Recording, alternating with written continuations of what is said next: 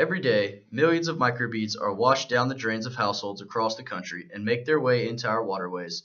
These tiny microbeads pose problems to the environment, the fish we eat, and to our health.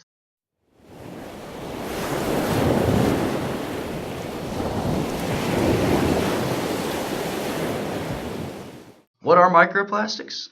These are microscopic pieces of plastic, less than 5 millimeters, found in everyday products such as toothpaste, face wash, deodorant, and etc., as well as in larger plastic items such as bags, bottles, or packaging that eventually break down into these microscopic pieces. In this video, we will specifically look at the impacts of microbeads. There are many types of plastic, but all share the same characteristics.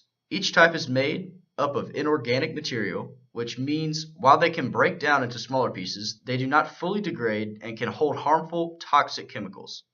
Why are they bad? When these beads are washed down into pipes, they are not filtered out by water filtration plants because they are too small for the filters to catch. This means they are released into waterways and eventually into the ocean. In the ocean, they are ingested by plankton, lower levels of the food chain, and those plankton are eaten by fish, and the fish are eaten by larger ocean inhabitants. The microplastics are carried up the food chain and eventually end up on our plates. Since plastics carry toxins and have the ability to soak up other toxins, when they are consumed by fish, the fish absorb these toxins. This means that humans are at risk as more plastics enter the waterways. So as mentioned before, microbeads are found in everyday products. Say you use a face scrub with plastics in it. Once you wash the product off, it goes down the drain, into the sewer system, to a water filtration plant where they are not removed, then into the waterways and eventually the ocean. Once in the ocean, these plastics make it into organisms through consumption or absorption and eventually into the fish we eat. This means your sushi could have chemicals from plastic in them. There are ways to reduce the amount of microbeads entering waterways. One way to reduce the amount of microbeads entering the ocean is to reduce the consumption of products containing them. Look for alternative products that provide natural exfoliants, such as almond shells, coffee grounds, or sugar. By law, companies must list all ingredients in products on the labeling. So if you see polyethylene, polypropylene, polyethylene terephthalate, or polymethyl methacrylate, then the product contains microplastic. By simply reducing the demand for such products, consumers have the power to reduce the supply and the overall impact. Another course of action is through government intervention. To date, 7 states have enacted legislation that restrict microbead use. The states include Illinois, Colorado, Indiana, Maine, Maryland, New Jersey, and most recently California. Illinois was the first state to enact such legislation and was in response to the quickly elevating levels of microplastic found in the Great Lakes.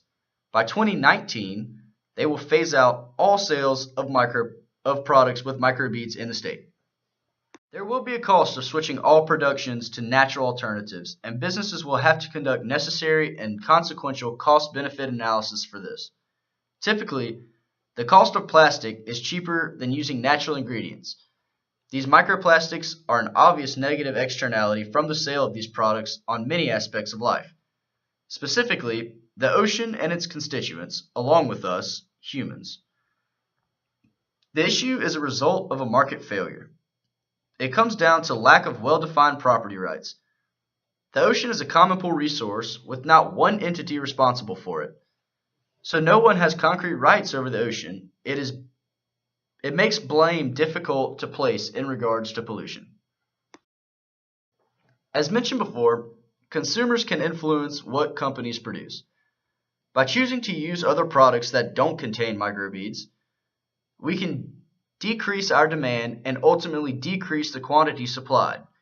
Also, as states ban the use of microbeads, aggregate supply would decrease, and as word of their harm spreads, aggregate demand for products containing these plastics will decrease.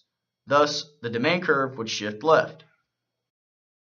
The overall cost and burdens microbeads have on the oceans and our food is still unknown. As awareness of this issue grows, businesses selling microbead products will have to find other alternatives to keep their sales and PR positive. In order to really create enough change, it is our responsibility as consumers to use our power to affect the market and create a positive change.